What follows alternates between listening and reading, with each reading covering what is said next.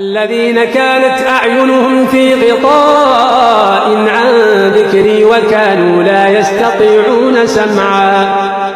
أفحسب الذين كفروا أن يتخذوا عبادي من دوني أولياء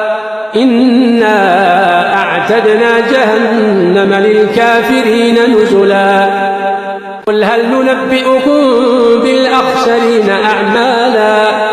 الذين ضل سعيهم في الحياة الدنيا وهم يحسبون أنهم يحسنون صنعا أولئك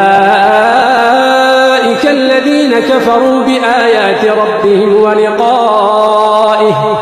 فحبطت أعمالهم فلا نقيم لهم يوم القيامة وزنا